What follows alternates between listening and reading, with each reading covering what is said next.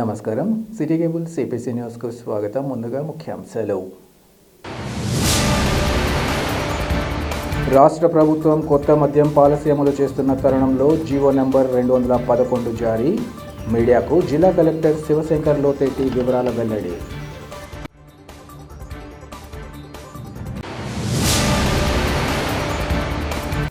డ్వాక్రా సంఘాల మహిళలు ఆర్థికంగా బలపడడమే కాకుండా కుటుంబానికి తమ వంతుగా తోడ్పాటు అందించడాన్ని స్వాగతిస్తున్నాం. మెప్మా అర్బన్ మార్కెట్ ప్రారంభోత్సవంలో ఎమ్మెల్యే మాధవిరెడ్డి స్పష్టీకరణ.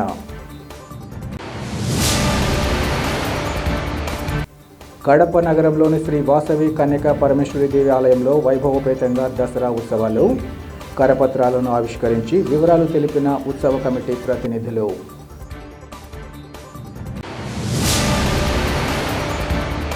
డ్వాక్రా సంఘాల మహిళలు ఆర్థికంగా బలపడమే కాకుండా కుటుంబానికి తమ వంతుగా తోడ్పాటు అందిస్తూ వ్యాపార కార్యకలాపాలు నిర్వహించడాన్ని స్వాగతిస్తున్నామని కడప ఎమ్మెల్యే మాధవిరెడ్డి తెలిపారు.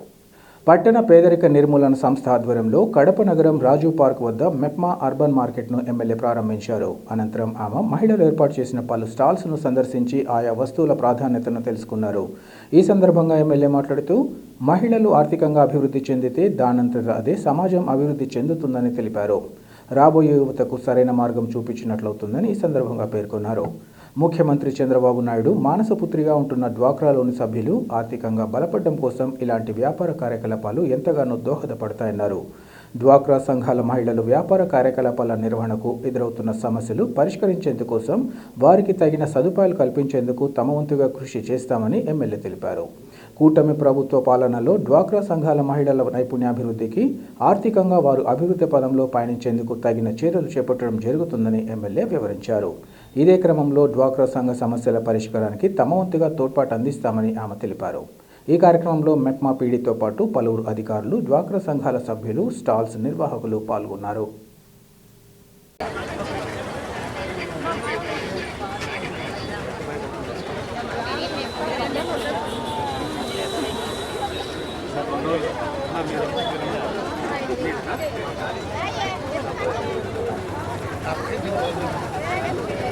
ఎక్కడికి వెళ్ళినా కూడా వాళ్ళు ఇస్తున్నా కూడా మాకు అక్కర్లేదు, మా బ్యాగులు తెచ్చుకున్నామని చెప్పి ప్రౌడ్ ఫీల్ చేసి మన బ్యాగులలో మన సరుకులు తీసుకొని పోయే విధంగా ఇప్పటి నుంచి మొదలు అవ్వాలని చెప్పేసి ఒక పెనాల్టీ పడుతుంది అనే విధంగా ముందుకెళ్తున్నాము.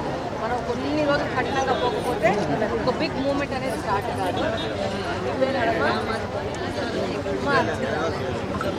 రాజమ్మ కూడా మంచిగా ఎంత బాగా డెకరేటివ్ ఐటమ్స్ చేసినారు. పొదుపు మహిళ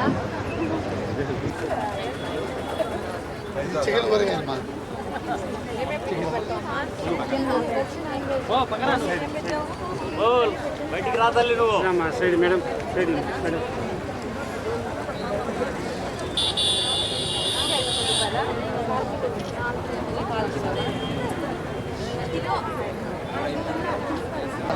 మేడం నెక్స్ట్ టైం అంటే ఇలాంటి బ్యాగ్స్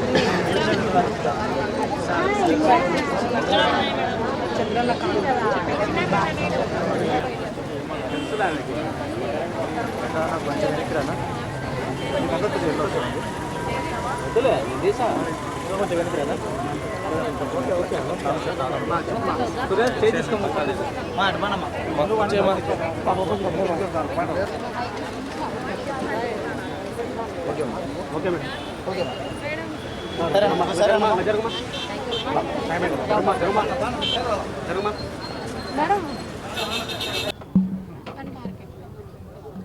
ఈరోజు మెప్మా ఆధ్వర్యంలో పట్టణ పేదరిక నిర్మూలన అర్బన్ ఏరియాస్లో అత్యంత పావర్టీ ఉంది. ఎందుకంటే ఊర్ల నుంచి ఇక్కడ బెటర్ స్కూల్ ఫెసిలిటీస్ కానీ, మెడికల్ ఫెసిలిటీస్ కానీ, ఎంప్లాయ్మెంట్ ఆపర్చునిటీస్ కానీ ఎక్కువ ఉంటాయని చాలామంది టౌన్లోకి మైగ్రేట్ అవ్వడం జరుగుతుంది. కాబట్టి ఇక్కడ ఎక్కువ పావర్టీ ఉంటుంది, ఇక్కడ ఎక్కువ సమస్యలు ఉంటాయి. కాబట్టి దాని డెవలప్మెంట్ కింద ఇక్కడున్న పట్టణంలో ఉన్న పేదలకు ఉపాధిగా, ఇంట్లో ఉన్న మహిళలు వాళ్ళ ఇంట్లో ఉండి ఏదైనా పనులు చేసుకొని వాళ్ళలో ఉన్న కళలను ఇంప్రూవ్ చేసుకొని, అలాగనే వాళ్ళ చేతుల్లో ఉన్న ఏదైనా దాంతో వాళ్ళు కూడా ఆర్థికంగా డబ్బులు సంపాదించుకొని కుటుంబానికి ఆధారంగా లేదా సమాజానికి ఆధారంగా అవుతారని చెప్పేసి పెట్టినది చంద్రబాబు నాయుడు గారి మానస పుత్రిక డ్వాక్రా అనేది. ఈరోజు ఎంతోమంది మహిళలకు చేయూతగా ఈ యొక్క డ్వాక్రా పథకంగానే ఉంది. ఈరోజు ఆ యొక్క సంఘంలో సభ్యులు వాళ్ళు చేస్తున్న వ్యాపారాలకు సంబంధించి ఇక్కడ చిన్న స్టాల్ పెట్టడం జరిగింది. ప్రజలకందరికీ వాళ్ళు ఏం చేస్తున్నారు, మహిళలు ఎలా డబ్బులు సంపాదించుకుంటున్నారు, ఎలా ఈ యొక్క ఆర్థిక వ్యవస్థకు తోడ్పడుతున్నారనే దాని మీద. అలాగనే మాలాంటి వాళ్ళం వచ్చి ఇక్కడ ఇంకా వీళ్ళకి ఏ సమస్యలు ఉన్నాయి, ఎలా వీళ్ళని ఇంప్రూవ్ తీసుకొని చేయాలా, వీళ్ళకి ఇంకా మోర్ ఫెసిలిటీస్ ఇచ్చి ఇంకా వీళ్ళకి లైఫ్ ఈజీ రన్నింగ్లో ఉండే విధంగా ఎలా తీసుకుపోవాలనే దాని మీద కూడా మాకు కూడా ఇలా స్టాల్స్ పెడితే ఎంతో ఉపయోగంగా ఉంటుంది చూసుకోవడానికి. ఈరోజు ఇలాంటి జూట్ బ్యాగులు తయారు చేసేసి ఎలా పొల్యూషన్ని తగ్గించాలా, వీటిని ఎలా ప్రమోట్ చేయాలా. అలాగని ఇందాక ఒక మహిళ నాకు మంచి సలహా ఇచ్చింది. స్కూళ్ళల్లో ఇచ్చే యూనిఫామ్స్ మాకు డ్వాక్రా మహిళలకి ద్వారా చేస్తే బాగుంటుందని చెప్పి డెఫినెట్గా దాని మీద లోకేష్ గారి దృష్టికి తీసుకుపోవడం జరుగుతుంది. మహిళలు ఆర్థికంగా వాళ్ళ కాళ్ళ మీద వాళ్ళు నిలబడితే ఆటోమేటిక్గా సమాజం అభివృద్ధి చెందుతుంది. ఆటోమేటిక్గా రాబో భవిష్యత్తు మన యువత వాళ్ళకి సరైన మార్గం చూపించినట్టు అవుతుంది. డెఫినెట్గా మీ అందరికీ తెలుసు ఈ డ్వాక్రా మహిళల మీద చంద్రబాబు నాయుడు గారు ఎంత పెద్ద ఎత్తున ఆయనకు ఫోకస్ ఉంది, వాళ్ళ అభివృద్ధి కోసం ఎంతగా పాటుపడతారో. డెఫినెట్గా ఈ 5 సంవత్సరాల్లో వీళ్ళకి ఇంకా వీళ్ళలోని స్కిల్స్ బయట తీసుకోనికి స్కిల్ డెవలప్మెంట్ సెంటర్స్ పెట్టేసి వాళ్ళకి నైపుణ్య శిక్షణ తరగతులు కోర్సెస్ పెట్టేసి ఇంకా వీళ్ళలో నైపుణ్యత బయటికి తీసుకొచ్చేసి ఇంకా ఆర్థికంగా ఇంకా అభివృద్ధి చెంది ముందుకెళ్లే విధంగా తీసుకెళ్తాము. ఏదైనా వాళ్ళు ఏ నిమిషమైనా కడప నియోజకవర్గంలోని మహిళలు, డ్వాక్రా మహిళలు వాళ్ళకి ఏదైనా సమస్యలు ఉంటే any time they can contact me. వాళ్ళ సమస్యల పరిష్కార దిశగా పనిచేయడానికి అన్ని వేళలా అందుబాటులో ఉంటానని సందర్భంగా తెలియజేస్తున్నాను. కడప నగరంలోని శ్రీ వాసవి కన్యకా పరమేశ్వరి దేవి ఆలయంలో దసరా ఉత్సవాలను అత్యంత వైభవపేతంగా నిర్వహించనున్నట్లు ఉత్సవ కమిటీ చైర్మన్ రమణ తెలిపారు. కడప నగరంలోని శ్రీ వాసవి కన్యకా పరమేశ్వరి దేవి ఆలయంలో ఈరోజు ఏర్పాటు చేసిన విలేకరుల సమావేశంలో ఇతర కమిటీ సభ్యులతో కలిసి పివి రమణ మాట్లాడారు. ప్రతి ఏడాదిలాగే ఈ మారు కూడా ఉత్సవాలను అత్యంత వైభవపేతంగా నిర్వహించనున్నట్లు వారు తెలిపారు. రోజుకొక అలంకారం చొప్పున ప్రత్యేక నిపుణులతో అలంకారాలు ఉంటాయని వివరించారు.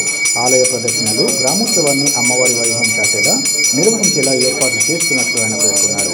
భక్తులు అమ్మవారిని సులభంగా దర్శించుకునేందుకోసం అన్ని వసతులు కల్పిస్తున్నామని తెలిపారు. అలాగే భక్తులందరికీ తీర్థ ప్రసాదాలను అందుబాటులో ఉంచుతామన్నారు. అమ్మవారి అలంకారాల్లో భాగంగా ఈ నెల 3న దీక్షాబంధన దేవి అలంకారం, 4వ తేదీన శ్రీ రాజరాజేశ్వరి దేవి, 5వ తేదీన శ్రీ అలాగే 8వ తేదీ శ్రీ ఇక్కడికి వచ్చా అందరికి కూడా స్వాగతం సుస్వాగతం. కొద్ది సెకండ్లలో ఈ యొక్క దసరా ఉత్సవంగా వివరిస్తారు. దయచేసి మీడియా మిత్రులందరూ కూడా నీట్గా కవర్ చేసి మేము ఇచ్చేటువంటి చిన్న ప్రత్యేక ఆకర్షణగా కర్ణాటక నుంచి తెప్పిస్తున్న ఈ కార్యక్రమం విశేషాలన్నీ కూడా 12వ తేదీ అశ్వయుధ శుద్ధ పాఠ్యమి, 3వ తారీఖు దసరా నవరాత్రి ఉత్సవం స్టార్ట్ అవుతాయి. 12వ తారీఖు వరకు జరుగుతాయి. దాదాపు 10 రోజులు, 9 రోజులు మహానవమితో చండీ హోమంతో పండగ పూర్తయి ఆ తర్వాత ఈ చెడు పైన మంచి గెలుస్తుంది కాబట్టి ఆ ఉద్దేశంతో తారీఖు అంటే అశ్వయుధ శుద్ధ పాఠ్యమి, 3వ తారీఖు దసరా నవరాత్రి ఉత్సవం స్టార్ట్ అవుతాయి. 12వ తారీఖు వరకు జరుగుతాయి. అంటే దాదాపు 10 రోజులు, 9 రోజులు మహానవమితో చండీ హోమంతో పండగ పూర్తయి ఆ తర్వాత ఈ చెడు పైన మంచి గెలుస్తుంది కాబట్టి ఆ ఉద్దేశంతో విజయదశమి సంబరాలు జరుగుతాయి. కాబట్టి ప్రజలు ప్రతి ఒక్కరూ విజయదశమి రోజు పాల్గొని అమ్మవారి నైట్ ఊరేగం చాలా గొప్పగా చేస్తున్నాము. ఈసారి ముందుకన్నా బాగా చేస్తున్నాము. ప్రతి ఒక్కరు వచ్చి దర్శనం చేసుకుని అమ్మవారి గొప్పగా పాత్రలు కోరుతున్నాను. మొత్తం 10 రోజులు ఉత్సవాలు జరుగుతాయి. పండగ గురించి చైర్మన్ మీకు వివరంగా చెప్తారు, ఏ రోజు ఏ అలంకారం అనే గురించి. కాబట్టి రేపు 3వ తారీఖు ఋత్వీకరణము గంగ పూజతో పూజ మొదలవుతుంది. పొద్దున్నే 6:30కు ప్రజలందరూ రావాల్సిందిగా నేను కోరుతున్నాను. జై వాసవాంబ. నా పేరు పరిటాల వెంకటరమణయ్య, దసరా ఉత్సవ కమిటీ చైర్మన్. సమావేశానికి వచ్చినటువంటి మీడియా మిత్రులకు, ప్రింట్ మీడియా వాళ్ళకి నా సుమనాంజనులు. ఈరోజు ఆర్యవేయ సంఘము మరియు దసరా కమిటీ ఆధ్వర్యంలో సమావేశం ఏర్పాటు చేయడం అనేది ఈ దసరా పండుగ గురించి మీకు తెలియజేస్తాను. శ్రీ వాసవి కన్యకా పరమేశ్వరి దేవస్థానము అమ్మవారి యందు జరుగు పూజ కార్యక్రమాలు మీ అందరికీ కూడా తెలియజేసి మీ ద్వారా నగర ఉన్నటువంటి అన్ని వర్గ ప్రజలకు కూడా తెలియజేయాలని శ్రీ వాసవి కన్యకాపరమి దేవస్థానం ఆశీస్సులతో పొందాలని కోరుకుంటున్నాను. అమ్మవారి శాల యందు జరిగే అలంకరణలు: మొదటి రోజు 3వ తారీఖు దీక్షాబంధన అలంకారము, 2వ రోజు రాజరాజేశ్వరీదేవి అలంకారము, 3వ రోజు అన్నపూర్ణాదేవి అలంకారము, 4వ రోజు గజలక్ష్మీదేవి అలంకారము, 5వ రోజు మోహినీదేవి అలంకారము, 6వ రోజు త్రిపుర సుందరీదేవి అలంకారము, 7వ రోజు సరస్వతీదేవి అలంకారము, 8వ రోజు మహిషాసురమర్దిని అలంకారము, 9వ రోజు శ్రీ వాసవి కన్యకా పరమేశ్వరి అలంకారము, 10వ రోజు విజయదశమి అంటే 12వ తారీఖు. ఈ విధంగా అమ్మవారి అలంకారాలతో ప్రతిరోజు అంగరంగ వైభవంగా ఈ కార్యక్రమాన్ని ప్రారంభిస్తున్నాము. అలాగే స్పెషల్ డేస్ వచ్చేసి మనకు అన్నపూర్ణాదేవి అలంకారం రోజు కొంచెం చాలా వెరైటీగా చేస్తున్నాము ఈ సంవత్సరము. అలాగే గజలక్ష్మీదేవి అలంకారం రోజు, సరస్వతీదేవి అలంకారం రోజు వచ్చేసి మనము ఎప్పుడూ కూడా లేనటువంటి విధంగా ప్రత్యేక ఆకర్షణగా గజరాజు ఏనుగు తెప్పించి ఇతురి పురవీధుల గుండా 2 అశ్వాలతో ఊరేగింపు చేసుకుంటూ అమ్మవారి బిందెను చేస్తున్నాము. ప్రతి ఒక్క ఆర్యవైశ్య సభ్యులు మరియు అట్లే పుర ప్రజలు పాల్గొని ఈ ఊరేగింపును జయప్రదం చేయవలసిందిగా కోరుచున్నాము. అలాగే విజయదశమి రోజు వచ్చేసి మన అమ్మవారి విజయదశమి రోజు శమి దర్శనానికి వెళ్ళేటప్పుడు కూడా 2 ఒంటెలు 2 అశ్వాలు దీంతో ప్రత్యేకంగా ఈ తూరి చేస్తున్నాము. దీన్ని కూడా ప్రతి ఒక్కరు గమనించి మీ ఈ విలేకరుల ద్వారా పేపర్ల ద్వారా మీరు తెలియజేస్తే పుర ప్రజలు అందరూ పాల్గొని దీన్ని విజయవంతం చేస్తారు. అలాగే 9 గంటలకు మనకు విజయదశమి ఊరేగింపు స్టార్ట్ అవుతుంది. అప్పటి నుంచి ప్రతి ఒక్కరు పాల్గొని ఈ రకరకాల శబ్దాలతో సౌండ్స్తో పటాకులు అంగరంగ వైభవంగా ఈ తూరి ప్లాన్ చేశాము. అలాగే దీంతోపాటు మన కర్ణాటక నుండి శక్తిపీఠాలు మరియు దశావతారాలతో అలరించుతున్నాము. అలాగే కోలాటము ఆడవారి పిల్లలతో కోలాటము కూడా ఏర్పాటు చేశాము. అలాగే డీజే సౌండ్స్తో ఒక ప్రోగ్రాం కూడా ప్లాన్ చేశాము. మొత్తం 3 ప్రోగ్రాములతో ఈ పండగ చాలా అంగరంగ వైభవంగా చేస్తున్నాము.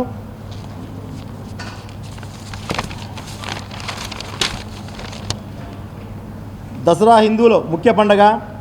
ఆశ్వీజ శుద్ధ పాడ్యమి నుండి ఆశ్వీజ శుద్ధ నవమి వరకు 9 రోజులు చేసే నవరాత్రులు 10వ రోజు విజయదశమి కలిసి దసరా అంటారు. ముఖ్యంగా శక్తి ఆరాధనకు ప్రాధాన్యత ఇచ్చిన పండుగ ఈ పండుగ. నవరాత్రి శరన్నవరాత్రి అని అంటారు. శరతృతువు ఆరంభంలో వచ్చే పండుగ కనుక ఈ పేరు వచ్చింది. కొందరు ఈ పండుగ మొదటి 3 రోజులు పార్వతీదేవి తర్వాత 3వ రోజు లక్ష్మీదేవి తర్వాత 3వ రోజు సరస్వతీదేవి పూజలతో నిర్వహిస్తారు. ఆలయంలో అమ్మవారికి ఒకరోజు ఒక అలంకరణ చేస్తారు. 10 రోజులు విజయదశమి నాడు గ్రామోత్సవం జరుపుకోవడానికి జరుగుతుంది. నవరాత్రులు దుర్గా పూజ ఉంటుంది. తెలంగాణలో ఈ 9 రోజులు అమావాస్య నుండి నవమి వరకు బతుకమ్మ ఆడతారు. విజయదశమి రోజున చరిత్ర ప్రకారము రాముడు రావణునిపై గెలిచి సందర్భమే కాక పాండవులు వనవాసం వెళ్తూ జమ్మి చెట్టుపై తమ ఆయుధాలను తిరిగి తీసుకునే రోజు.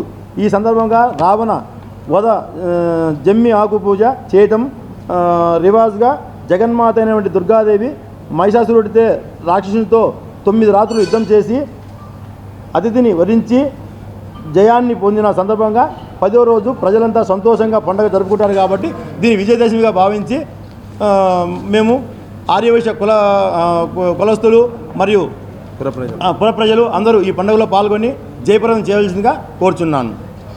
ఇటు Dasara committee chairman Paritala Venkataramanaiah. Plus అన్నదాన కార్యక్రమం పెడుతున్నాము. ప్రతి ఒక్కరు దీన్ని పాల్గొని మీరు మీడియా మిత్రులు కూడా ప్రతి ఒక్కరికి తెలియజేసి ఈ కార్యక్రమాన్ని జయప్రదం చేయవలసిందిగా కోరుచున్నాము. ఇయర్కి ఎప్పుడు కూడా డిఫరెన్స్ వస్తుంది. అందులో ఈ సంవత్సరం ఇంకా చాలా గొప్పగా దరిదాపు కర్ణాటక రాష్ట్రం నుంచి గజరాజును తీసుకొచ్చి అమ్మవారి ప్రతిమ ఈ యొక్క ఏదైతే బిందెసేవ రోజు అంటే సరస్వతి అలంకారం రోజు జరిగేటువంటి కార్యక్రమం 9వ తారీఖు కదా, అది 9వ తారీఖు యొక్క ఈవెంట్ చాలా అత్యంత శ్రమతో కూడి ఏర్పాటు చేసినటువంటి ఈవెంట్ అది. దాని ఎందుకంటే మీకు తెలుసు గజరాజుని తీస్తామంటే ఎన్ని డిపార్ట్మెంట్ల పర్మిషను, ఎన్ని 2-3 స్టేట్ల పర్మిషన్, అన్ని చాలా రిస్క్తో కూడుకున్న అయినా శ్రమను పక్కన పెట్టి అమ్మవారి యొక్క ప్రతిమతోటి ఊరేగింపుతో ఆ యొక్క అనుగ్రహం అందరికీ కలగాలి అమ్మవారనే ఉద్దేశంతో దాన్ని చాలా ప్రత్యేకంగా ప్లాన్ చేశాం, అద్భుతంగా ప్లాన్ చేశాం. దాన్ని కూడా కడప డిపార్ట్మెంటు ఫారెస్ట్ డిపార్ట్మెంట్ వారికి, కడప కలెక్టర్ గారికి, మన ఆంధ్రప్రదేశ్ ఉప ముఖ్యమంత్రుల వారికి, ముఖ్యమంత్రి వారికి కూడా మేము ఆర్యవైశ్య సంఘం నుంచి ధన్యవాదాలు ప్రత్యేకంగా తెలియజేసుకుంటున్నాం. ఎందుకంటే అక్కడ స్టేట్ లెవెల్ నుంచి సెంట్రల్ ఆఫీస్ నుంచే పర్మిషన్ రావాలి. యాక్చువల్గా దానికి చాలా శ్రమ కూడి ఈ కార్యక్రమాన్ని కూడా మేము ఇక్కడ ఏర్పాటు చేశాం. మీరందరూ కూడా మీ ద్వారా ఈ యొక్క ఇక్కడ అమ్మ ఎంత ఆ యొక్క అద్భుతమైన మహిమ గలదో అందరికీ తెలిసిన విషయమే. మీ ద్వారా మరింత ప్రజలకు చేరువ కావాలని నేను తెలియజేస్తున్నా. అందరికీ మీ ద్వారా మరింత ఉధృతమైనటువంటి ప్రచారాన్ని ఇచ్చి ఈ యొక్క 10 రోజుల ఉత్సవాలకి మీ ద్వారా ఆహ్వానించగా మేము ఒక చిన్న ప్రయత్నంతో ఈరోజు ప్రెస్ మీట్ ఏర్పాటు చేయండి. దయచేసి మీ ద్వారా అందరికి తెలియజేసి మీరందరూ కూడా దంపతి సమేతంగా రండి, అందరూ అమ్మవారు దర్శించుకోండి, ఆమె ఆశీస్సును తీసుకోవాలని కోరుకుంటున్నాం. అది ఒక్కటే కాక ఎక్స్పెషల్లీ మహిషాసురమర్దనికి డిఫరెంట్ ఫార్మాట్. ఎందుకంటే ఈసారి చైర్మన్ ఆయనకు కొంచెం ఐడియాస్ ఉన్నాయి, డెకరేషన్ ఫీల్డ్లో ఉన్నాడు కాబట్టి ఈ సంవత్సరం ప్రత్యేకంగా ఆయనే చైర్మన్ కాబట్టి దీన్ని ఇంకొంచెం కొత్త తరహాలో కూడా టోటల్ ఈవెంట్ అంతా ప్లాన్ చేసాం. మీకు పందిరి చూస్తానే అర్థమైపోయి ఉంటుంది రెగ్యులర్కి ఇప్పటికి ఏంటనేది. సో ఒక మైసూరే కాదు, ఒక ప్రొద్దుటూరే కాదు, ఇప్పుడు సెకండ్ స్టేజ్ కడప వచ్చింది. గత 6 సంవత్సరాల నుంచి మైసూరు తర్వాత కడప మీరు కంపేర్ చేస్తే ప్రొద్దుటూరులో కూడా ఈ స్థాయిలో కూడా లోపల అలంకారాలు కానీ బయట కూడా కంపేరిటీ చేస్తే మీకు అర్థమవుతుంది. మేము గొప్పగా చెప్పడం కాదు, ఒక నాన్చుడుతో ఉంది, దాన్ని మేము మైమార్పిస్తూ ఉన్నాం. ప్రతి సంవత్సరం కూడా డిఫరెంట్గా చేస్తూ ఉన్నాం. మీరందరూ కూడా దృష్టిలో పెట్టుకొని దీన్ని ప్రజలకు మరింత దగ్గరగా చేయాలని మనస్ఫూర్తిగా కోరుకుంటున్నాం. జై వాసవి. 120-130 సంవత్సరాల కింద ఏర్పడిన అమ్మవారిశాల ఇది. ప్రథమంలో నగరేశ్వర స్వామి దేవాలయం ఉన్నది, తర్వాత కనికాపరి దేవస్థానం వెలిసింది. ఈ 120 సంవత్సరాల నుంచి కడప నగరంలో ఆర్యవైశ్యుల యొక్క సహకారంతో, ఇతర గ్రామాల ఆర్యవైశ్య సహకారంతో ఈ దసరా ఉత్సవాలు ఒక సంవత్సరాన్ని మించి ఇంకో సంవత్సరం వినూత్నంగా జరిగిపోతున్నాయి. దానికి కార్యకర్తలు చాలా కృషి చేసి విరాళాలు తేవడం కానీ వాళ్ళకు ఉన్నటువంటి ఆలోచనలు ప్రకటించుకొని వినూత్నమైన పద్ధతిలో పండుగ జరపడం కానీ జరుగుతుంది. ఈ సంవత్సరం అంటే ఇంకో సంవత్సరం ఇంకా గొప్పగా ఉంటుంది. మేమంతా గతంలో చైర్మన్లుగా పనిచేసాం, మెంబర్గా పనిచేసాం, ప్రెసిడెంట్ పనిచేసాం. మేము కూడా చైర్మన్ ఉన్నప్పుడు అక్కడ కాణిపాకం నుంచి ఒక వేణువుని తెప్పించాం. కానీ మన స్టేట్ కాబట్టి ఇది మనకు అంత రిస్క్ లేదు. ఇప్పుడు కర్ణాటక ఏంటంటే వేరే స్టేట్ కాబట్టి కొంచెం ప్రాబ్లము. కాబట్టి అప్పుడు మేము కాణిపాకం తెప్పించాం. మేము కూడా ఫారెస్ట్ డిపార్ట్మెంట్ తీసుకొని లోకల్ పొలిటికల్ లీడర్స్ యొక్క ఇన్ఫ్లుయెన్స్తో తెచ్చాం. చాలా రంగరంగా జరిగింది. తర్వాత ఏది ఏమైనా కూడా ఈ జరుగుతున్న విషయాలన్నీ ప్రజలకు తెలియజేయాలంటే మీరే కారకులు. రవికాంతుని చోడు కవికాంతుని అన్నాడు, సూర్యుడు తూరనే చోటు కూడా కవి చూస్తాడు. అంటే మీడియా ప్రతినిధులు అనే వాళ్ళు అంత గొప్పవాళ్ళు. మీరు లేకుంటే, మీడియా లేకుంటే ప్రపంచానికి ఏం తెలియదు. కాబట్టి దయవుంచి ఇక్కడ జరిగే కార్యక్రమాలు ప్రతిరోజు మీరు వచ్చి తిలకించి ఉన్న విషయాలు వాస్తవంగా రాసి ప్రజలు ఎక్కువ మంది భక్తులు ఇక్కడికి వచ్చి అమ్మవారి దర్శనం చేసుకుని తీర్థప్రసాదం తీసుకోవడానికి మీరు అవకాశం కల్పించే బాధ్యత మీరు. డబ్బు వసూలు చేయడం, పండగ చేయడం మాది ఒక ఎత్తు అయితే, పబ్లిసిటీ చేయడం కానీ ప్రజలకు తెలియజేయడం మీ బాధ్యత. కాబట్టి మీరు చాలా మంచిగా చేస్తే ప్రజలందరికీ బాగా తెలుస్తుంది, మాకు కూడా తృప్తి. ఎందుకంటే మనం చేసిన కార్యక్రమం ప్రజలకు బాగా తెలిస్తే మాకు ఆనందం. కాబట్టి దీనిలో మీ పాత్ర కూడా చాలా ఉంది. మా పాత్ర కన్నా మీ పాత్ర ఎక్కువ. కాబట్టి దయవుంచి మీరు ఈ విషయాల్ని ప్రజలకు తెలియజేసి ఈ ఊరే కాదు ఇతర ప్రాంతాలు కూడా తెలియాలి. కాబట్టి మీ బాధ్యత చాలా ఎక్కువ ఉందని మేము మనసారా కోరుతున్నాము. థ్యాంక్ యూ అనాల్. ఈ అవకాశం ఇచ్చిన దసరా కమిటీ సెలబ్రేషన్కు సంఘానికి నా యొక్క హృదయపూర్వక ధన్యవాదములు. పత్రికా విలేకరులు, మీడియా విలేకరులు అందరికీ నా నమస్కారాలు తెలియజేసుకుంటున్నా. ఇదివరకు మా నూతన అధ్యక్షులు, నూతన కమిటీ చైర్మన్ గారు విశ్లేషించినారు చాలా చక్కగా. ఏదైతే గత 120 ఏళ్ళుగా జరుగుతున్న ఈ దసరా పండుగ కడప నగర ఆర్యవైశ్య సంఘం ఆధ్వర్యంలో శ్రీ వాసవి కన్యకా పరమేశ్వరికి అదేవిధంగా ఈ సంవత్సరం కూడా పెద్దలు నిర్ణయించినట్టు ఈ సంవత్సరం కూడా ఈ 10 రోజుల పండగ జయప్రదం జరగాలని మనస్ఫూర్తిగా నేను కోరుకుంటూ, యావత్ కడప నగరంలో ఉన్న భక్తాదులందరూ వచ్చేసి అమ్మవారిని సేవించుకొని ఆ అమ్మవారి కృపా కటాక్షలు పొందాలని నేను మనసారా కోరుకుంటున్నా. ఎక్కడ లేని విధంగా కడప వాసవి కన్యకా పరమేశ్వరి దేవస్థానంలో వాసవి కన్యకా పరమేశ్వరి దీక్షలో ఉంటుంది ఈ 9 రోజులు నవమి వరకు. ఈ 9 రోజులు దీక్షలో ఉన్న దానివల్ల మనము ఇక్కడ దాదాపు ఒక 500 మంది అమ్మవారికి సేవించుకుంటారు. ప్రదక్షిణ రూపంలో, ఒక్క పొద్దు రూపంలో వారి ఆ సేవ, మనం చేసే పూజా విధానాలు ఆ అమ్మవారి శక్తిని ఇమ్మడించేదానికి ఈ 9 రోజులు మేము సంఘం తరపున ఈ పూజలు, హోమాలు ఇవన్నీ జరపడం జరుగుతుంది. కావున భక్తాదులు వచ్చేసి ప్రతిరోజు వచ్చి అమ్మవారిని దర్శించుకొని వీలైనంత వరకు పెళ్లి కానివారు, పిల్లలు కానివారు కూడా వచ్చి అమ్మవారిని దండం పెట్టుకొని మొదటి రోజు నుంచి 9 రోజులు అమ్మవారికి ఏ విధంగా వారి మనోభావాలతో వాళ్ళు కోరుకొని అమ్మవారిని ప్రార్థిస్తే తప్పకుండా వాళ్లకు మంచి జరుగుతుందని నేను భావిస్తూ, నా 12 ఏళ్ల అనుభవంలో ఎన్నో ఇక్కడ సంఘటనలు చూశాను. ఆ సంఘటన చూసినా కాబట్టి నేను ఇప్పుడు ఈ ప్రెస్ మీడియా ద్వారా ప్రజలకు తెలియజేయాలని కోరుకుంటూ, ఈ 9 రోజులు, ఈ 10 రోజుల పండుగల్లో వచ్చి ప్రతి ఒక్కరూ అమ్మని సేవించుకోవాలని మనసారా ప్రార్థిస్తున్నా. జై వాసవి, జై జై వాసవి.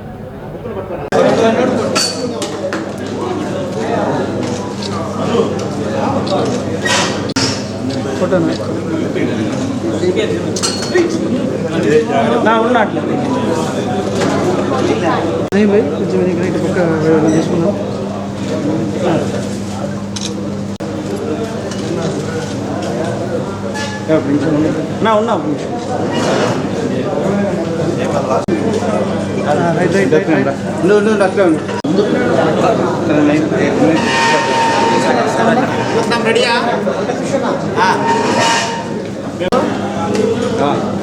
ఓకే.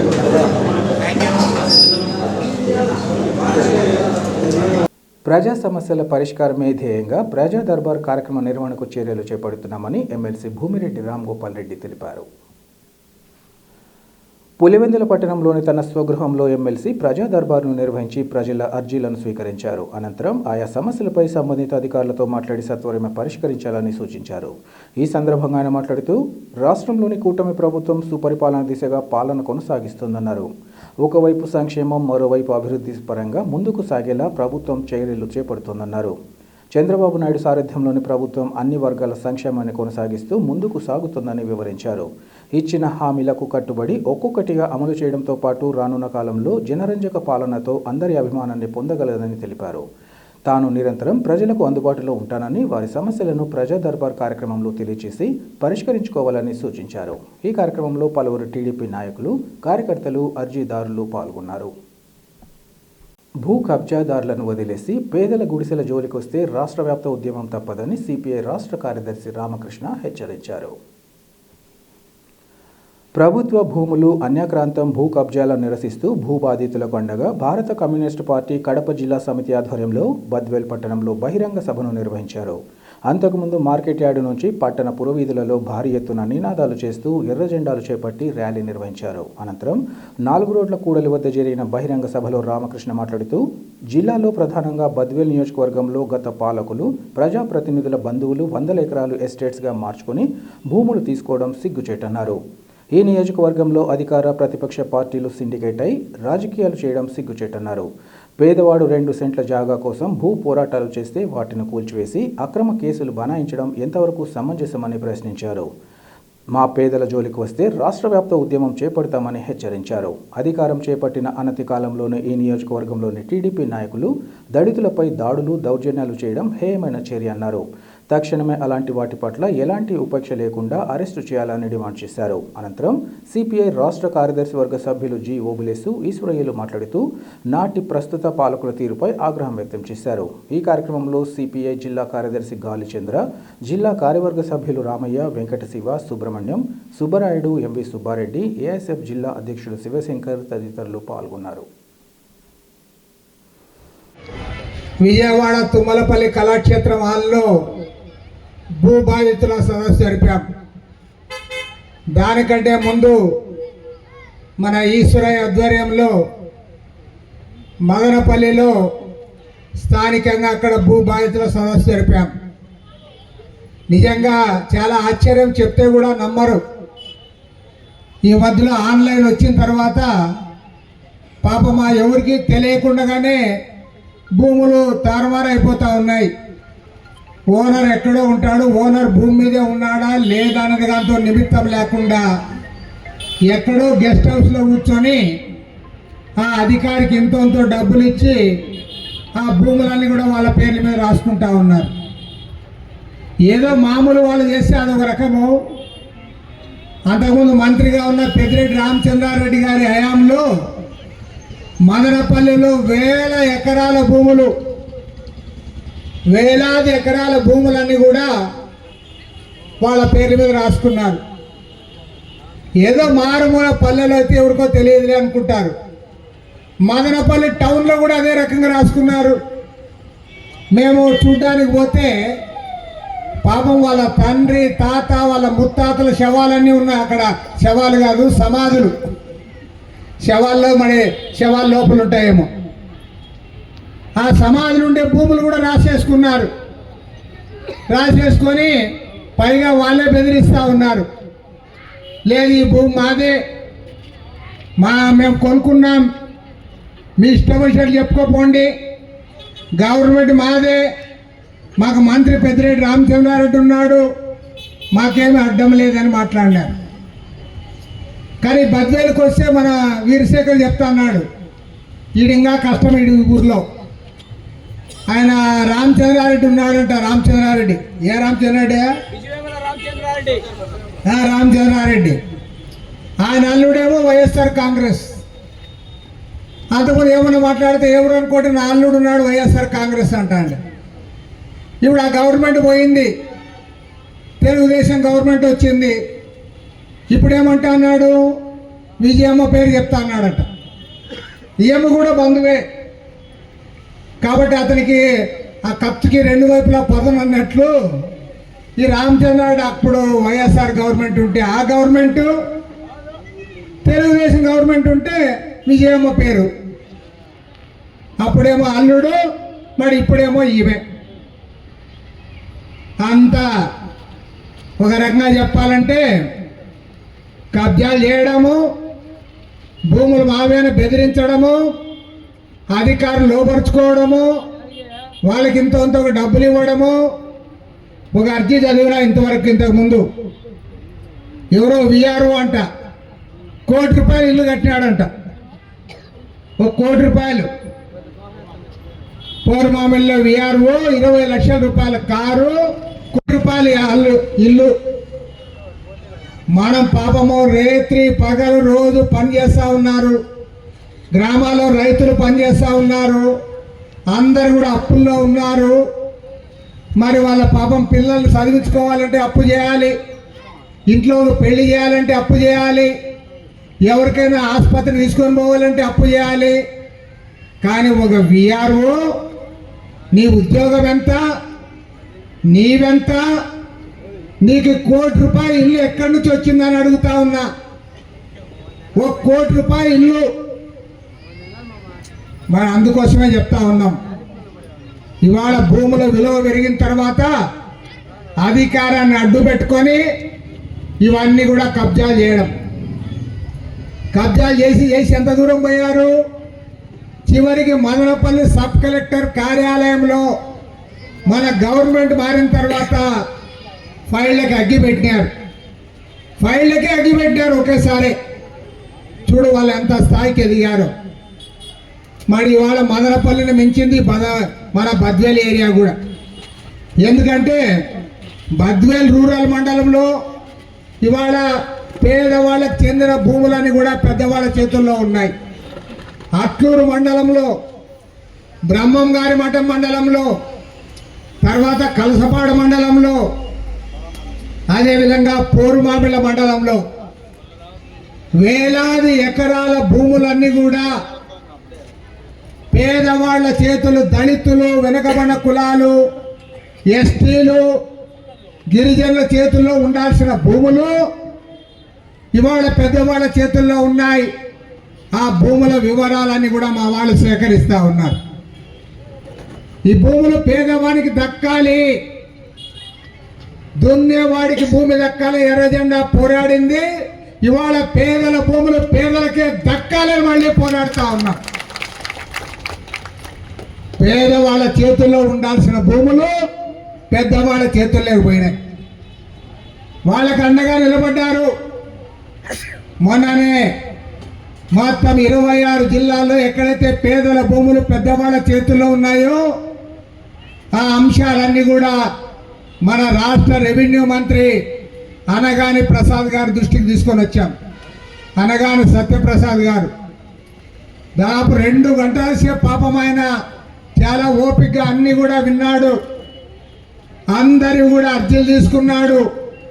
ప్రతి ఒక్క సమస్య పైన కూడా ఆ జిల్లా కలెక్టర్ గారికి పంపాడు.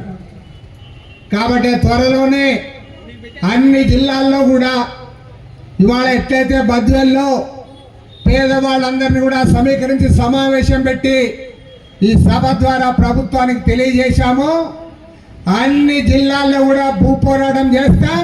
పేదవాడికి భూమి దక్కేంత వరకు కూడా. రాష్ట్ర ప్రభుత్వం కొత్త మద్యం పాలసీ అమలు చేస్తూ జీవో నంబర్ 211 జారీ చేసిందని జిల్లా కలెక్టర్ శివశంకర్ లోతేటి తెలిపారు. ఈ సాయంత్రం కలెక్టరేట్లో ఏర్పాటు చేసిన విలేకరుల సమావేశంలో ఆయన మాట్లాడుతూ జిల్లాలో 139 మద్యం షాపులు ఏర్పాటు చేస్తున్నామని, ఇందుకు సంబంధించి గెజిట్ నోటిఫికేషన్ కూడా విడుదల చేశామన్నారు. జిల్లాలోని 9 ఎక్సైజ్ స్టేషన్ల పరిధిలోని మండలాల మద్యం దుకాణాలకు ఆన్లైన్, ఆఫ్లైన్ ద్వారా దరఖాస్తులు స్వీకరిస్తామన్నారు. ఒక వ్యక్తి ఎన్ని దరఖాస్తులైనా, ఎన్ని మద్యం షాపులకైనా దరఖాస్తు చేసుకునే వీలుంటుందన్నారు. ప్రతి దరఖాస్తుకు 2 లక్షల రూపాయల చొప్పున ఫీజు చెల్లించాల్సి ఉంటుందని, మద్యం దుకాణం రాకపోయినా దీన్ని వాపసు ఇవ్వదని స్పష్టం చేశారు. మద్యం దుకాణం లైసెన్స్ ఫీజు జనాభా ప్రాతిపదికన నిర్ణయిస్తారన్నారు. ఈ నెల 11వ తేదీ జిల్లా పరిషత్లో లాటరీ ద్వారా షాపుల కేటాయింపు జరుగుతుందని తెలిపారు. ఏవైనా సందేహాలుంటే కలెక్టరేట్ కంట్రోల్ రూమ్ సంప్రదించాలన్నారు. అనంతరం ఎక్సైజ్ శాఖ డిప్యూటీ కమిషనర్ జయరాజ్ మాట్లాడుతూ గూగుల్ ద్వారా దరఖాస్తుల సమర్పణ, ఫీజుల చెల్లింపునకు సౌలభ్యం ఉందన్నారు. దరఖాస్తుతో పాటు 2 పాస్పోర్ట్ సైజు ఫోటోలు, voter ID, driving licence, passport, bank pass పుస్తకం, ఆధార్ కార్డులలో ఏదో ఒకటి సమర్పించాల్సి ఉంటుందన్నారు. ఈ సమావేశంలో పలువురు ఎక్సైజ్ అధికారులు తదితరులు పాల్గొన్నారు. అంటే మనకి మనకి ఒక నిన్న వచ్చిన ఎక్సైజ్ రూల్స్లో మనకి రూల్ 4 అన్నది ప్రత్యేకంగా గీత కులాలు అంటే గౌడ, ఈడిగ ఇటువంటి కులాల వాళ్ళ కోసం మెన్షన్ చేయడం జరిగింది. ఇంకా మనకు అది సెపరేట్ ఇన్స్ట్రక్షన్స్ వస్తాయి. ఇవి ఇప్పుడు నేను చెప్పిన 139 దుకాణాల్లో వీళ్ళకి లేదు. వీళ్ళకి మళ్ళీ ఎక్కడ ఏంటన్నది ప్రత్యేకంగా విధి విధానాలు వస్తాయి. అప్పుడు మనం వాళ్ళకి అది కేటాయించడం జరుగుతుంది. ఇది లైసెన్స్ అన్నది ఇది ఏదైతే మనం ఇస్తున్నామో ఇది 2 సంవత్సరాలకు వర్తిస్తుంది. ప్రతి సంవత్సరం 10% అదనంగా రిటైల్ ఎక్సైజ్ ట్యాక్స్ అన్నది పే చేయాల్సి వస్తుంది. 2 ఇయర్స్ తర్వాత అప్పుడు ప్రభుత్వ విధానం ఆలోచించి అప్పుడు నిర్ణయం తీసుకుంటాం.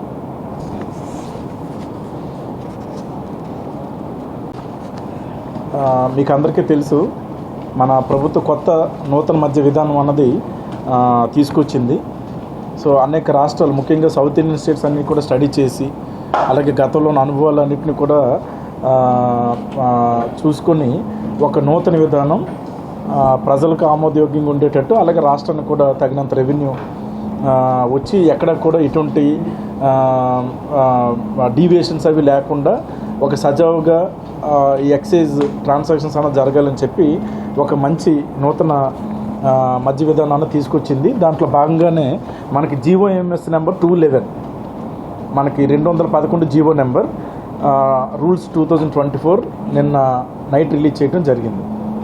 సో అందులో భాగంగా ఇప్పుడు ఈ నూతన మద్య విధానంలో ప్రభుత్వం కొన్ని ప్లేసెస్ని ఎంపిక చేసుకొని దానికి ఒక గెజిట్ రిలీజ్ చేసి ఆ ప్లేసెస్కి అక్కడ అందరికీ డెమోక్రటిక్ వేలో అప్లై చేసుకోవడానికి తగినంత అవకాశం ఇచ్చి వారికి అందరూ కూడా లాటరీ అన్నది తీయడం జరుగుతుంది. అంటే ప్రధానంగా లాటరీ విధానం ద్వారా ఈ మద్య దుకాణాలు అన్నది అలాట్ చేయడం జరుగుతుంది. అయితే ఈ లైసెన్స్ పీరియడ్ ఎవరికైతే మనం కొత్తగా ఇస్తామో అది అక్టోబర్ 12 నుంచి అక్టోబర్ 12, 2024 నుంచి సెప్టెంబర్ 30, 2026 వరకు అంటే 2 సంవత్సరాలకు మాత్రమే ఇది వర్తిస్తుంది. ఇప్పుడు ఏదైతే కొత్త విధానం ఉందో ఇదంతా కూడా 2 సంవత్సరాలకి వర్తిస్తుంది. అయితే ఇందులో కడప జిల్లాలో 139 మద్యం దుకాణాలకి మనకి ఏర్పాటు చేసుకోవడానికి పర్మిషన్ ఇచ్చారు. 139 దుకాణాలు. అందులో భాగంగానే మనము ఈరోజు గెజిట్ నోటిఫికేషన్ కూడా రిలీజ్ చేయడం జరిగింది 139 దుకాణాలకి. ఆ దుకాణాలు ఎక్కడ ఏంటన్నది ఆ లిస్ట్ అంతా కూడా ఇవ్వటం జరుగుతుంది. తర్వాత దరఖాస్తులు చేసుకునే విధానం ఏంటంటే ఆన్లైన్ అండ్ ఆఫ్లైన్. ఆన్లైన్లో కూడా ఎక్సైజ్ డిపార్ట్మెంట్ వాళ్ళు ఒక ప్రత్యేకమైన పోర్టల్ ఉంటుంది, దాని ద్వారా కూడా ఆన్లైన్ చేసుకోవచ్చు. అలాగే ఆఫ్లైన్ అంటే ఫిజికల్గా కూడా భౌతికంగా కూడా మనకు అప్లికేషన్స్ ఇవ్వచ్చు. సో ఇందులో ఎక్కడ మనం ఇవ్వాలని అంటే మన జిల్లాలో ఉన్న 9 ఎక్సైజ్ స్టేషన్స్, మనకి 9 ఉన్నాయి అక్కడ సర్కిల్ ఇన్స్పెక్టర్ ఆధ్వర్యంలో. సో ఆ ఆధ్వర్యంలో రన్ చేస్తున్న ఎక్సైజ్ స్టేషన్స్లో మనం ఎవరైనా సరే ఆసక్తి కలిగిన వాళ్ళు ఇక్కడ అప్లికేషన్ దరఖాస్తు చేసుకోవచ్చు. సో అటు ఆఫ్లైన్లో చేసుకోవచ్చు, ఇటు ఆన్లైన్లో కూడా మనం చేసుకోవచ్చు. ఇంకా కండిషన్ ఏంటంటే ఒక వ్యక్తి మద్య దుకాణానికి ఎన్ని దరఖాస్తులైనా చేయవచ్చు. సో లైసెన్స్ ఫీజు అన్నది అంటే ఇది లైసెన్స్ ఫీజు అన్నది మనకి సంవత్సరానికి కట్టవలసింది. దీన్ని రిటైల్ ఎక్సైజ్ ట్యాక్స్ అని పిలుస్తాము. సో దీనిని జనాభా ప్రాతిపదికగా మనం నిర్ణయించడం జరిగింది. ఇందులో 50 లక్షల నుంచి 85 లక్షల వరకు కూడా ఉంది annual rent retail excise tax. అది మీకు అంతా కూడా మీకు డీటెయిల్డ్గా ఇవ్వటం జరుగుతుంది. దాన్ని బట్టి మీరు ప్రజల్లో కూడా వెళ్ళవచ్చు. అంటే ఉదాహరణకి 10,000 కన్నా తక్కువ జనాభా ఉన్న ప్లేసుల్లో మనకి మద్య దుకాణం కానీ పెడితే రిటైల్ ఎక్సైజ్ ట్యాక్స్ 50 లక్షల రూపాయలు. 10,000 నుంచి 50,000 మధ్య జనాభా ఉంటే 55 లక్షలు, 50,000 నుంచి 5 లక్షల మంది జనాభా ఉంటే 65 లక్షలు, 5 లక్షల కన్నా ఎక్కువ మంది జనాభా ఉంటే 85 లక్షలు రిటైల్ ఎక్సైజ్ ట్యాక్స్ అన్నది పే చేయాల్సి ఉంటుందన్నమాట. ఇది కండిషన్. ఇందులో మనకి ప్రతి సంవత్సరం కూడా అంటే ఇది 2 సంవత్సరాల పాలసీ కాబట్టి ఒక 1 ఇయర్ అయిపోయిన తర్వాత దీంట్లో 10% పెంచడం జరుగుతుంది. ఈ లైసెన్స్ ఫీజుని కట్టడానికి 6 విడతలుగా అంటే 6 ఇక్కడ మన కంతులు అంటారు, 6 కంతుల్లో మనం కట్టవచ్చు అనమాట. అంటే 6 ఇన్స్టాల్మెంట్స్, సంవత్సరానికి 6 ఇన్స్టాల్మెంట్స్లో కట్టవచ్చు. సో 2 సంవత్సరాలు కాబట్టి 12 ఇన్స్టాల్మెంట్స్లో ఏదైతే రిటైల్ ఎక్సైజ్ ట్యాక్స్ ఉందో అది కట్టే అవకాశం అన్నది ఉంటుందన్నమాట. బట్ మనకి లాస్ట్ డేట్ 9వ తారీఖు, లాస్ట్ ఆఖరి తేదీ 9వ తారీఖు, టైం సాయంత్రం 5 గంటలకి. అది లాస్ట్ డేటు. 11వ తారీఖున జిల్లా పరిషత్ మీటింగ్ హాల్లో లాటరీ వేయబడుతుంది అందరి సమక్షంలో. ఓకే. సో దరఖాస్తు చేసుకునే విధానం ఒక అప్లికేషన్తో పాటు ఒక 2 పాస్పోర్ట్ సైజ్ ఫొటోస్ పెట్టుకోవాలి.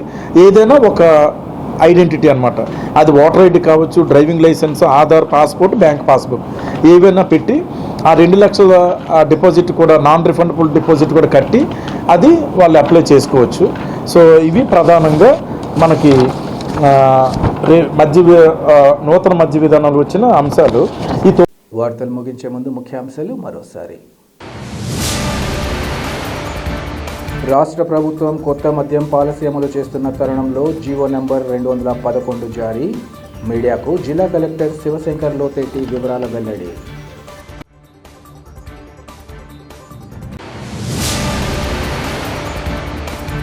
డ్వాక్రా సంఘాల మహిళలు ఆర్థికంగా బలపడడమే కాకుండా కుటుంబానికి తమ వంతుగా తోడ్పాటు అందించడాన్ని స్వాగతిస్తున్నాం.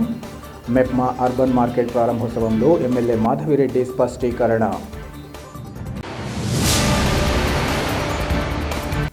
కడప నగరంలోని శ్రీ వాసవి కన్యకా పరమేశ్వరి దేవి ఆలయంలో వైభవోపేతంగా దసరా ఉత్సవాలు.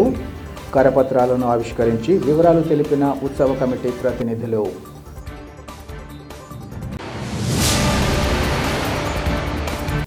సిటీ కేబుల్ సిపిసి న్యూస్ ఇంతటితో సమాప్తం. నమస్కారం.